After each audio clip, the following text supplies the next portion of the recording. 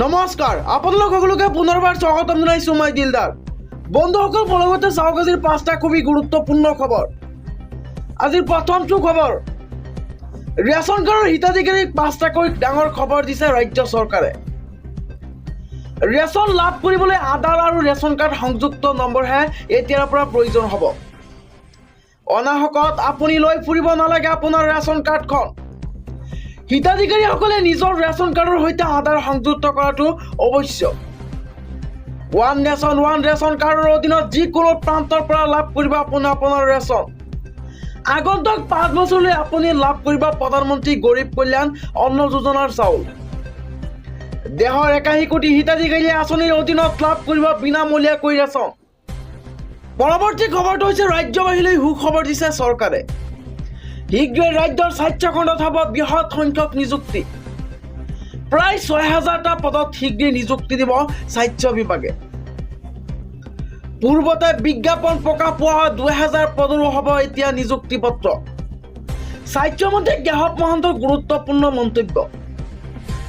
বন্ধুসকল 3 নম্বৰ খবৰটো জনোৱাৰ আগতে আপোনালোকলৈ এটা সৰু ৰিকুৱেষ্ট যদি ভিডিঅ'টোত এটা লাইক কৰা নাই তেন্তে এটা লাইক কৰি দিয়ক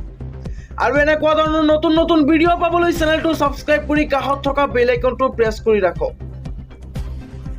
পৰৱৰ্তী খবৰটো হৈছে শীঘ্ৰে ভয়ংকৰ গতিত আগবাঢ়িছে কোভিড কৰোনাৰ সংক্ৰমণে পুনৰ সংকটে কৰি তুলিছে সকলোকে দেশত আৰম্ভ হৈছে কৰোনাৰ নতুন ভেৰিয়েণ্টৰ সংহাৰ বিয়পি পৰিছে মহামাৰী কৰোনাৰ নতুন ভেৰিয়েণ্ট ZN.1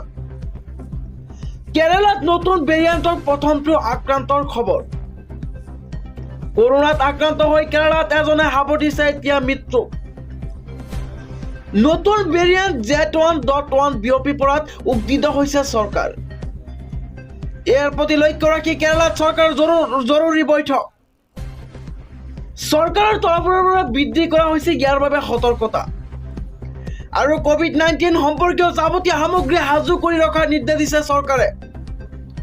সকলোকে মাস্ক পৰিধানৰ লগতে চাফ চিকুণতা বৰ্তাই ৰখাৰ পৰামৰ্শ চৰকাৰৰ পৰৱৰ্তী খবৰটো হৈছে বহুত সংখ্যক মাদ্ৰাছা বন্ধ কৰিছে হিমন্ত বিশ্ব শৰ্মাই হিমন্ত চৰকাৰে বন্ধ কৰি দিছে প্ৰায় 1281খন মাদ্ৰাছা সাধাৰণ স্কুললৈ ৰূপান্তৰ কৰা হৈছে এই মাদ্ৰাছাসমূহক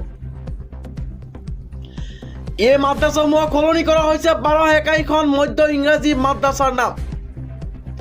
মধ্য ইংৰাজী বিদ্যালয় হিচাপে ঘোষণা কৰা হৈছে এই মাদ্ৰাছাসমূহক শিক্ষামন্ত্ৰী ৰণোজ পেগুৰ সামাজিক মাধ্যমত প্ৰকাশ কৰিছে এই তথ্য চৰকাৰী আৰু প্ৰাদেশিকৃত মাদ্ৰাছাক ৰূপান্তৰ কৰা হৈছে সাধাৰণ বিদ্যালয়লৈ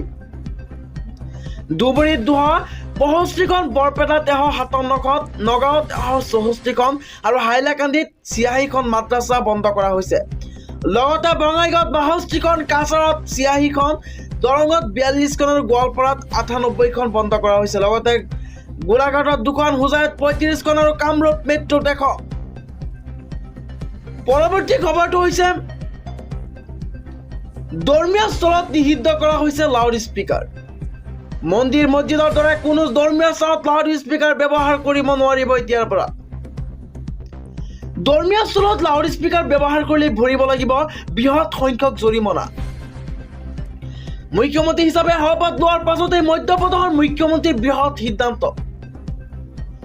মধ্যপ্ৰদেশৰ মুখ্যমন্ত্ৰী মোহন যাদৱে ধৰ্মীয় স্থলত নিষিদ্ধ কৰিছে লাউড স্পীকাৰৰ ব্যৱহাৰ